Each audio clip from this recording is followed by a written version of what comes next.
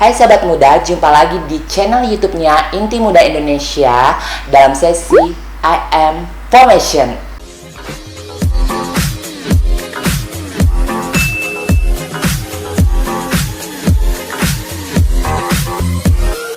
Nama aku Zuve Glauria, aku bekerja di Yayasan Sri Kandi Sejati. Aku sebagai CBS, Case Basis Support, berkolaborasi dengan Inti Muda Indonesia. Sebelum saya memulai sesinya, kalian jangan lupa subscribe, like, comment, and share. Kali ini interviewnya agak berbeda ya. Kita akan memakai Zoom karena narasumbernya tidak bisa hadir di studio. Yuk langsung aja. Ini narasumber kita yang ada di sesi kali ini. Kita kali ini menggunakan meeting Zoom karena kondisi pandemi seperti ini. Dokter, halo dok. Hai. Bisa memperkenalkan dirinya? Oke, halo. Dengan saya Dr. Tessa Farida, saya biasa dipanggil dengan Dr. Tessa. Saya kesehariannya berada di Proker Klinik PKPI DKI Jakarta. Oh gitu ya. Ini saya ada beberapa pertanyaan buat buat Dr. Tessa. Di sini secara data seberapa besar perempuan mengalami kehamilan tidak direncanakan di Indonesia? Oke, jadi kita berbicara dengan data ya untuk perempuan yang mengalami kehamilan yang tidak direncanakan atau biasa kita sebut dengan istilah KTD. Di Indonesia sendiri angka KTD ini masih sangat tinggi ya. Dari hasil survei angka sensus atau SUPAS tahun 2015, itu angka kematian ibu di Indonesia yang masih tergolong tinggi yaitu 305 per 100.000 kelahiran hidup. Kemudian yang kedua, data SKAP tahun 2019 menunjukkan angka kehamilan yang tidak diinginkan berdasarkan provinsi di Indonesia ini sebesar 17,5%.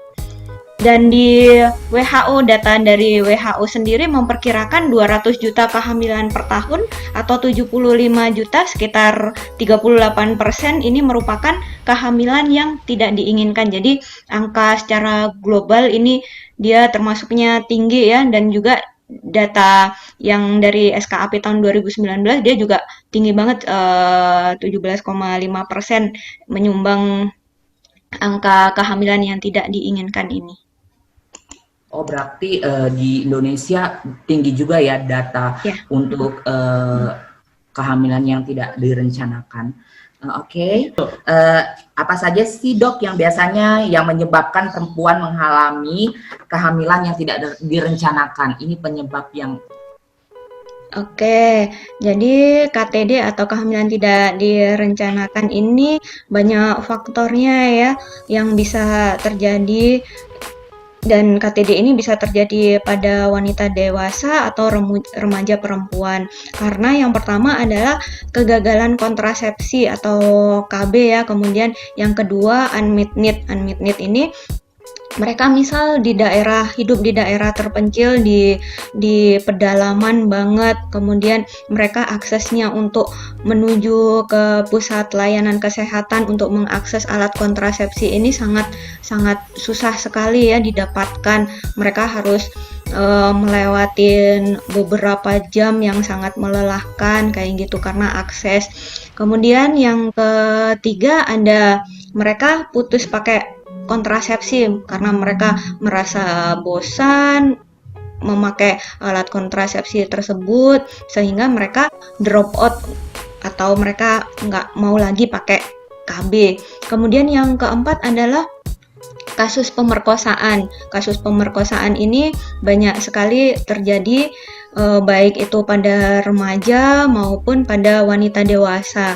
Nah, ini juga perlu perhatian yang sangat serius ya dari kita semua dan juga dari pemangku kekuasaan di Indonesia ini.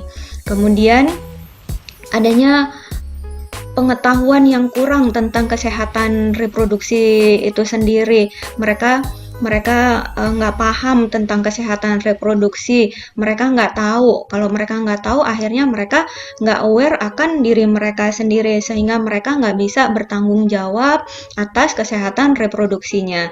Kemudian yang selanjutnya adalah sosiodemografi dari ibu, kemudian status kesehatan dari ibu, dan status pelayanan kesehatan yang diterima oleh si perempuan ini. Begitu. Terus kehamilan tidak direncanakan bisa terjadi kepada perempuan yang sudah menikah maupun tidak menikah. Apakah remaja di sekolah itu bisa mengalami kehamilan yang tidak direncanakan? Oke, jadi kehamilan tidak direncanakan ini bisa terjadi pada siapapun ya, pada perempuan, baik dia yang sudah menikah atau belum menikah, baik pada mereka yang masih usia remaja atau mereka yang usia dewasa kayak gitu ya. Jadi memang banyak kehamilan yang tidak diinginkan terjadi pada remaja-remaja, baik remaja yang di luar sekolah maupun remaja yang masih sekolah kayak gitu ya. Mereka misal SMP ada juga di beberapa daerah, kemudian SMA mereka sudah terjadi kehamilan yang tidak diinginkan. Nah, ini mereka biasanya karena kurangnya pengetahuan tentang kesehatan reproduksi, mereka tidak tahu, mereka tidak aware dengan apa yang terjadi pada tubuh mereka nggak tahu apa yang harus dilakukan untuk upaya pencegahan agar kehamilan tidak diinginkan itu bisa dicegah seperti itu. Ya, apalagi sekarang di zaman milenial ini, di zaman modern seperti ini, banyak remaja-remaja anak sekolah itu berpasangan gitu ya, pasti selalu ingin berhubungan layaknya seorang suami istri gitu ya dok ya. Iya benar. Terus karena mereka kan remaja gitu ya, remaja kan salah satu ciri-cirinya atau sifat-sifatnya kan mereka rasa ingin tahunya kan tinggi, karena remaja itu merupakan peralihan dari masa anak-anak menuju ke masa dewasa. Di situ keingintahuannya mereka itu sangat luar biasa banget ya, dan kita sebagai orang dewasa, sebagai orang tua, kita juga harus mendampingi mereka, kita harus juga memberikan informasi yang tepat tentang kesehatan reproduksi mereka kayak gitu, agar mereka tidak jatuh ke jurang yang tidak benar seperti itu, misal dengan melakukan hubungan seksual yang beresiko, kemudian narkoba dan lain sebagainya kayak gitu. Apa yang bisa mereka lakukan mengalami hal tersebut? Apakah mempertahankan atau melakukan aborsi? Contohnya, apakah layanan aborsi yang tersedia di Indonesia ini? Jadi untuk untuk mereka yang misal pada remaja ini mereka sudah terjadi KTD ya, atau kehamilan tidak diinginkan. Kemudian apa sih biasanya yang mereka lakukan? Apakah mereka mempertahankan kehamilannya ataukah mereka menggugurkan kandungannya?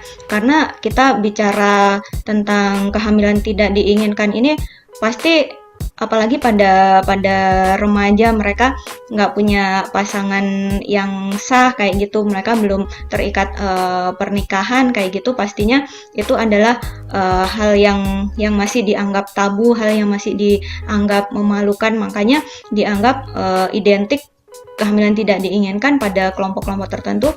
Ya udah, nanti biar nggak malu, biar nggak menjadi beban di keluarga, menjadi beban di lingkungan sekitar, udah diaborsi aja kayak gitu. Padahal sebenarnya konteksnya dan tidak diinginkan ini adalah luas banget kayak gitu.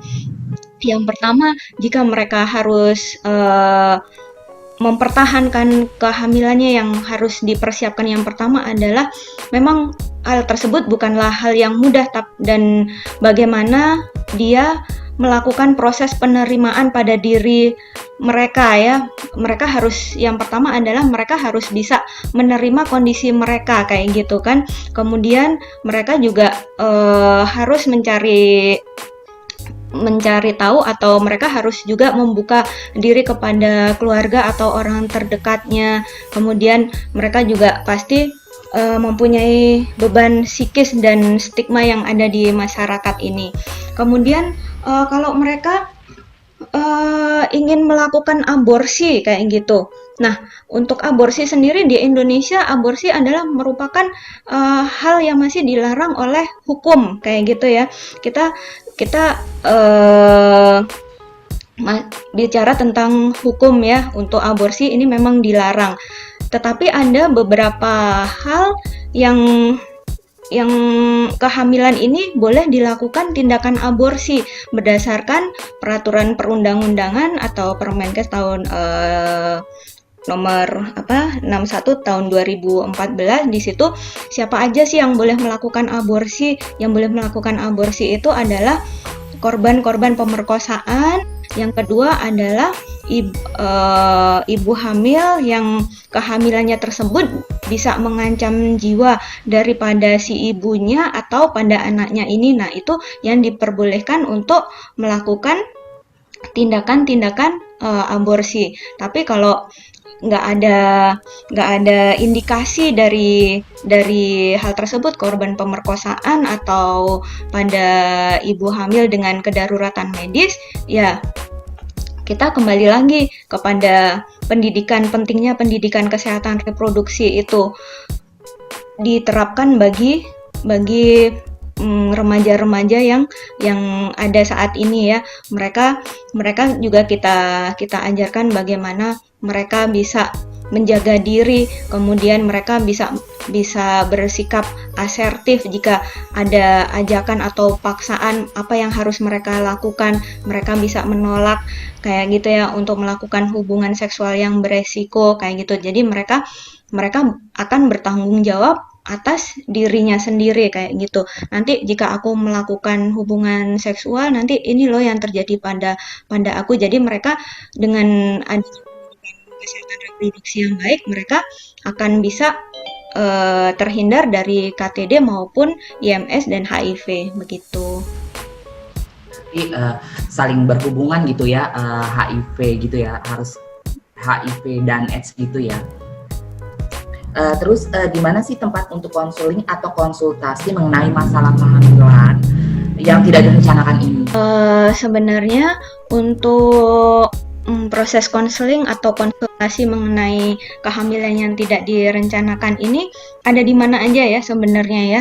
Ada di mana aja, misal di pusat bantuan konseling, kemudian di puskesmas, rumah sakit, lembaga bantuan hukum seperti LBHAP, kemudian juga di PKBI sendiri kita juga ada layanan untuk konseling kehamilan tidak diinginkan ini. Dan PKBI juga mengajak remaja-remaja ini untuk punya kemampuan asertif ya. Kemudian mereka sehingga bisa menolak atau mereka bisa membentengin dirinya sendiri ketika mereka dipaksa untuk melakukan hubungan seksual yang beresiko oleh pasangannya. PKBI semuanya ya yang ada di Indonesia memang kita layanannya memang berbasis konseling ya. Jadi apapun layanannya pasti kita lakukan konseling terlebih dahulu. Apalagi ini tentang ada kaitannya atau hubungannya dengan kesehatan reproduksi ya, kehamilan tidak diinginkan. Jadi kita ada layanan untuk kehamilan tidak diinginkan ini. Oke dok, di sini tuh ada pertanyaan dari sahabat muda di Instagram. Kehamilan yang tidak direncanakan itu apakah sebuah berkah atau musibah? Oke, pertanyaannya ini banget ya, berkah atau musibah gitu. Oke, jadi kalau saya menjawab sebagai provider kesehatan, ini nggak bisa mengatakan apakah itu berkah ataukah itu musibah, karena yang mengalami hal tersebut adalah si pasien atau si klien korban KTD ini ya. Mereka bagaimana sebenarnya penerimaan dirinya sendiri ini, bagaimana, apakah mereka sudah bisa menerima bahwa dirinya ternyata aku mengalami kehamilan nih, kemudian aku sudah bisa menerimanya kayak gitu ya. Jadi itu mereka menganggap itu bukan musibah lagi. Tapi kita juga sebagai provider, kita juga mengarahkan kepada mereka. Kita memberikan, misal mereka butuh bantuan untuk layanan konseling atau rujukan atau yang lainnya, kita bisa mengarahkan ke mereka. Kita bisa memberikan bantuan, di sini loh ada tempat untuk misal mereka ingin melanjutkan kehamilannya, ini loh ada rumah aman seperti itu. Kemudian misal dia korban pemerkosaan, kita bisa merujuk ke misal ke P2TP2A atau ke kepolisian atau ke rumah sakit yang menjadi rujukan pemerintah kayak gitu. Kita lanjut ke pertanyaan berikutnya. Nih, apa aja tips untuk mencegah kehamilan yang tidak direncanakan ini? Oke.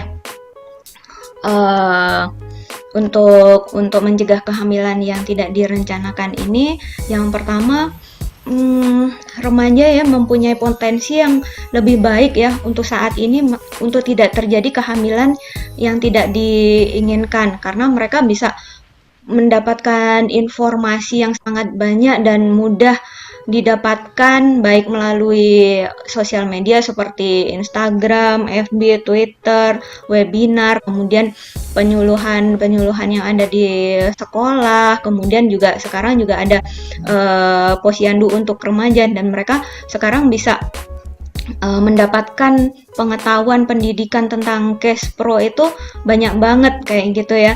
Kemudian remaja lebih bisa untuk bersikap asertif terhadap dirinya. Mereka bisa menolak terhadap kejahatan ajakan pasangan saat akan pemaksaan untuk melakukan hubungan seksual yang beresiko seperti itu. Berarti udah banyak akses gitu ya dok ya, apalagi sekarang teknologi juga udah semakin maju. Benar. Apalagi kayak semacam sekarang ini webinar itu semakin kayak sering-sering dipakai karena kita seperti COVID-19 ini gitu ya dok ya, kita harus diam di rumah dan kita bisa mengakses dengan cara ya webinar seperti ini. Lanjut ke pertanyaan berikutnya, bagaimana jika di luar sana ada yang sedang menonton video information ini yang sedang mengalami kehamilan yang tidak direncanakan, apa sih yang sebaiknya mereka lakukan? Oke, yang pertama memang untuk kehamilan tidak diinginkan ini bukan suatu hal yang mudah ya untuk bisa diterima oleh si klien atau perempuan yang mengalami KTD, dan kita memberikan konseling untuk bagaimana sih proses penerimaan diri ini, apakah mereka sudah bisa menerima keadaannya seperti ini kayak gitu. Kemudian kalau mereka sudah bisa menerima diri mereka dengan keadaan fisik dan psikisnya tentang kehamilan yang tidak direncanakan ini, mereka kemudian yang kedua bisa mencari orang dewasa atau orang tua yang bisa melindungi dan membantu mereka untuk kehamilannya. Kemudian yang ketiga, berpikir bersama keluarga untuk tindak lanjutnya apa yang terbaik untuk diri dia sendiri dan keluarga yang bisa diterima baik itu secara fisik maupun secara fisiknya gitu. Jadi misal nih pada remaja-remaja yang sudah mengalami KTD, mereka dipaksa untuk kawin kayak gitu dengan orang yang sudah menghamili beliau, atau dia hamil dengan pacarnya tapi dikawinin dengan orang lain. Nah itu kan bertentangan dengan fisik maupun psikisnya, dan ini harus didiskusikan bersama-sama memang oleh satu keluarga, apakah hal ini yang pertama bisa diterima baik untuk dirinya sendiri kayak gitu ya. Jangan bisa diterima baik oleh keluarganya tapi dia sudah mengalami KTD, kemudian fisik dan psikisnya dia tersiksa, jangan sampai seperti itu. Kemudian provider kesehatan tidak menganjurkan solusi tapi keputusan ada di klien dan keluarga. Jadi sebagai provider kesehatan, kita memberikan informasi, memberikan edukasi bahwa kehamilannya seperti ini, kayak gitu. Nanti untuk tindak lanjut berikutnya, keputusan tetap ada di tangan klien, seperti itu. Ini ada nggak informasi lainnya yang ingin dijelaskan ke dokter? Oke, jadi banyak memang hubungan seksual yang tidak direncanakan ya. Oleh karena itu angka atau probabilitas kehamilan yang tidak diinginkan ini cukup tinggi, dan remaja sering memiliki pandangan bahwa sekali berhubungan saja ini tidak akan hamil. Nah, ini yang perlu kita perlu kita cermati lagi, bahwa pentingnya pendidikan Kespro untuk remaja-remaja kayak gitu ya. Kemudian kehamilan yang tidak diinginkan ini tetap akan merugikan remaja perempuan, walaupun pihak laki-laki mau bertanggung jawab, apalagi jika remaja laki-laki tidak mau bertanggung jawab. Nah, ini lebih pusing lagi ya. Mereka sudah ngambilin si perempuan, kemudian mereka nggak mau bertanggung jawab. Kemudian tekanan ekonomi dan kekuasaan membuat remaja ini menjadi tidak asertif, terutama jika remaja tidak memahami konsekuensi dari perilakunya ini. Gitu. Mungkin itu saja pertanyaan dari kita. Ini bakalan jadi pegangan remaja buat pengalaman dia nanti ke depannya. Apa sih hal-hal yang harus dilakukan, misalnya yang kehamilan itu yang tidak direncanakan. Oke, terima kasih banget Dokter Teza udah berbagi sama-sama ilmu kepada kita. Oke, terima kasih dan selamat sore. Selamat sore. Nah, itu tadi pembahasan dari sesi kita tadi.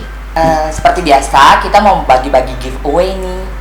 Oke, giveaway-nya berupa lanyard, tote bag, dan kaos I am formation. Cara mendapatkannya gampang banget loh. Pertama, klik subscribe, lalu like video ini, follow Instagram Inti Muda Indonesia, lalu komen dan di video ini sertakan username Instagram kamu. Mudah kan? Yuk ikutan giveaway-nya, ditunggu. Bye!